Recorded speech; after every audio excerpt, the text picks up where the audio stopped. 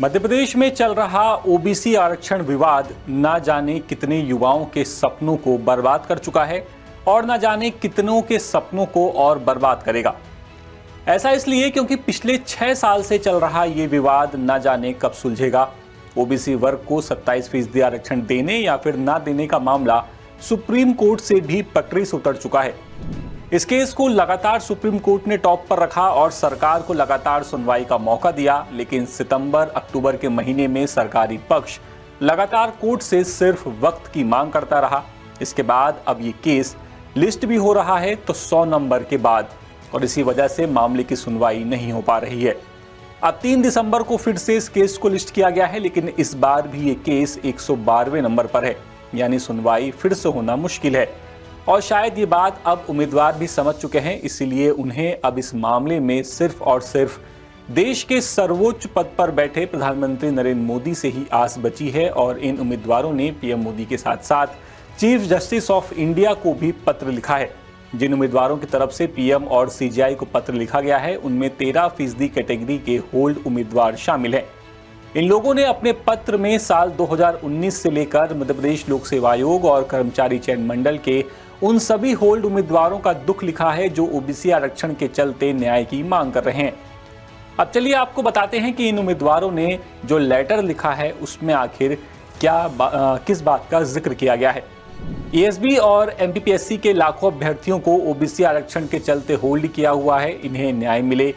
2019 से मध्य प्रदेश में हुई अलग अलग भर्ती प्रक्रियाओं में खाली पदों को 100% पदों और योग्यता के आधार पर नहीं भरा जा रहा है, क्योंकि ओबीसी आरक्षण का मामला कोर्ट में अलग अलग लेवल पर पेंडिंग है। सरकार मामले को सुलझाने के बजाय 87-13% का फॉर्मूला लेकर के आई थी, जिसके चलते लाखों उम्मीदवार जो कि 13% होल्ड रिजल्ट में हैं वो पेंडिंग है। हम लोग सिविल सेवा, मेडिकल सेवा, पटवारी, कांस्टेबल, जूनियर इंजीनियर जैसी परीक्षाओं के 13% होल्ड अभ्यर्थी हैं। होल्ड अभ्यर्थी अनारक्षित और ओबीसी दोनों कैटेगरी से हैं, जिनकी संख्या लगभग 1 लाख है, जिनका भविष्य अधर में है। कुछ सिलेक्ट हुए हैं तो उनकी ज्वाइनिंग नहीं हुई है। हमें बस सरकार की ओर से समाधान चाहिए, क्योंकि मामला कोर्ट में है। लेकिन राज्य सरकार पिछले 5 सालों से कोर्ट में ठीक से अपना प्रतिनिधित्व नहीं कर रही है, जिससे हमें न्याय मिलने में देरी हो रही है। कृपया सरकार को निर्देश दें कि वो जल्द से जल्द कार्रवाई करे और इस मामले का समाधान करे, क्योंकि छात्र 6 सालों से मानसिक, शारीरिक और आर्थिक उत्पीड़न झेल रहे हैं। मामला सर्वोच्च न्यायालय में है, लेकिन हम जानते हैं कि एक ऐसी समस्या है जिनका समाधान सिर्फ राज्य सरकार ही कर सकती है। ये पूरी बात उम्मीदवारों ने अपने लेटर में लिखी है। बता दें कि सुप्रीम कोर्ट में लगातार ये मामला टॉप पर लिस्टेड था। 9 अक्टूबर को सुनवाई के दौरान सॉलिसिटर जनरल तुषार मेहता ने वक्त मांग लिया। कहा कि कुछ मुद्दों पर आपस में चर्चा करनी है, इसीलिए छुट्टियों के बाद केस को सुना जाए। जबकि अनारक्षित पक्ष ने कहा था कि बेहतर होगा कि इसे खत्म कर दिया जाए। इस पर ओबीसी वेलफेयर कमेटी की ओर से कहा गया कि इस मामले को सुना जाना चाहिए। इसके बाद सुप्रीम कोर्ट ने नवंबर के दूसरे हफ्ते तक केस को टाल दिया था।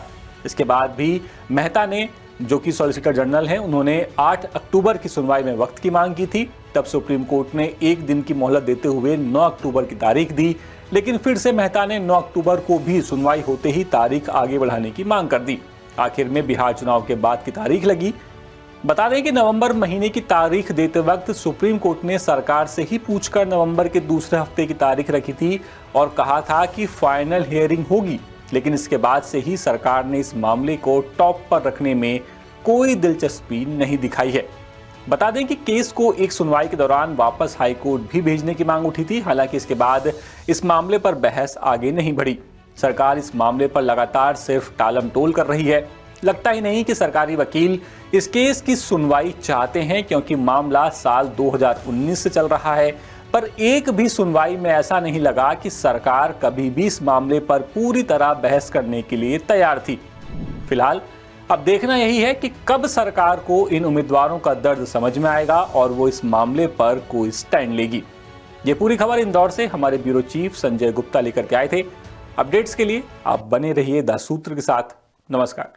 मध्य प्रदेश, छत्तीसगढ़ और राजस्थान की सरकार के 2 साल पूरे होने पर द सूत्र कर रहा mega digital survey Manmath. Description box में दिए लिंक्स पर क्लिक कर बताएं अपनी राय, लीजिए सर्वे में हिस्सा। बताइए 2 साल में कितनी असरदार रही आपकी सरकार।